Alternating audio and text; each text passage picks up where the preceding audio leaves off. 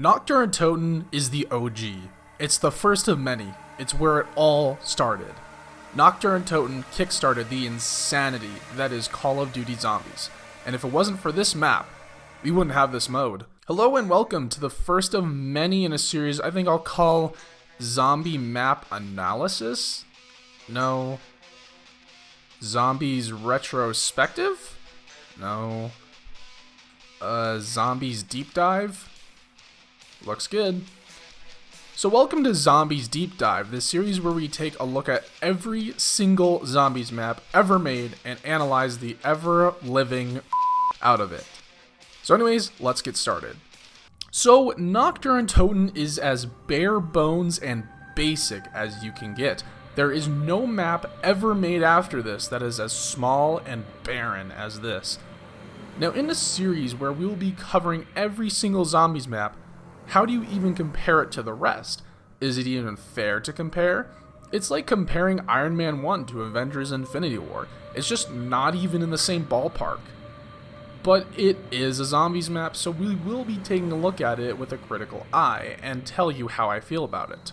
Nacht Der Untoten has had numerous iterations throughout the years, and while I will use gameplay from different versions, I will mostly be referring to the original World at War version. Nacht starts you in an abandoned bunker. The first thing you see is a boarded up window, a pistol with very little ammo, and a bleak exterior. Turning to your right reveals a door with the word help on it. Turning to your left reveals some space to move around in. If you look closely outside the windows, you will see some dark figures lingering towards you. The eerie growls in the distance. These things aren't here to help you. They're here to kill you.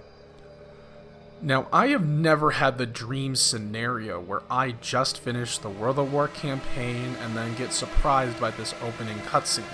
I was 8 years old having my mind blown away by Super Mario Galaxy. I mean, you win some, you lose some. Anyways, you realize these zombies are here to kill you, so you decide to shoot your pistol. 1 bullet, nothing. 2 bullets, nothing. 3, 4. Depending on where you hit the zombie, it can take a while to kill, and that's just the first one.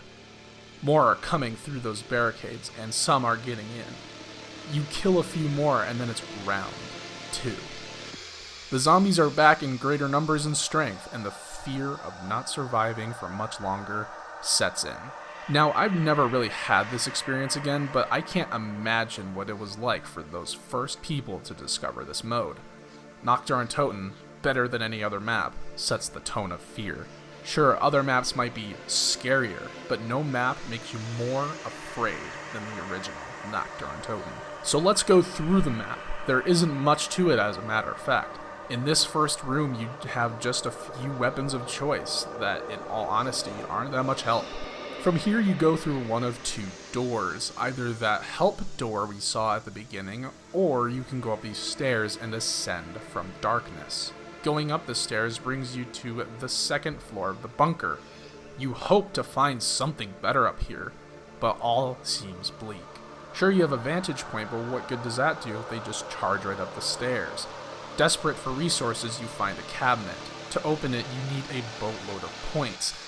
This has to be something good, right? Nope, it's nothing more than a pathetic joke of a weapon that barely does anything for you. At this point, it feels like someone is messing with you, like someone is playing a game and you are their pawn. With no options left, you decide to open a door that leads downstairs. In the corner is what seems like a chance at salvation. A glowing, warm welcome from a random weapon box. With not much ammo left, you spin the box, and what happens next can either be a saving grace or yet another sick joke. With weapons that barely tickle the zombies to the beloved ray gun, the player is at the mercy of whatever the box gives them. Holding off the zombies as best we can, there seems to be another door in this room. Perhaps whatever is behind this door is something even better. Opening it reveals yet another joke, and that is, it's the room you started in. That's all the room you got to avoid being the zombies' next meal. Good luck. With no escape and no real room to breathe, Nacht Der Untoten is a suffocating nightmare that doesn't seem to end no matter what you do. No matter how many rounds you pass through, there is no end other than death. The game over screen is a lot of things. It's a relief that you don't have to continue this nightmare. It's anger that you didn't make it just a little bit further. It's an invitation to try again. You go again and make it a little further than last time, and now you're hooked. The next time you bring a friend, next time you get the ray gun, the next time you reach a round never thought possible. Nacht Der Untoten is as simple as can be, and there's something about it that no other map has captured since. So is that it? Nacht Der Untoten is the first and the best to create tension, so it's S tier, right? Well, of course, there are some major flaws, especially in the era of modern zombies. For starters, Nacht wasn't designed with training in mind, so going back to the map and just training makes this map very easy. Unless you are cornered, you basically will never die. With training and just sitting in a corner, the skill ceiling for Nacht is very, very low.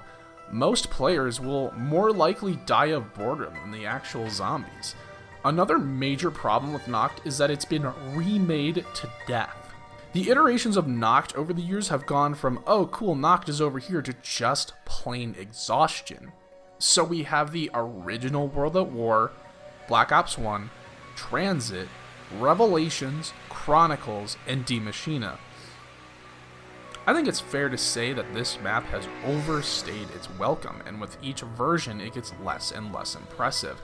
The only iteration besides the original I even remotely welcome is Die Maschine, and that's just because it was expanded upon even more.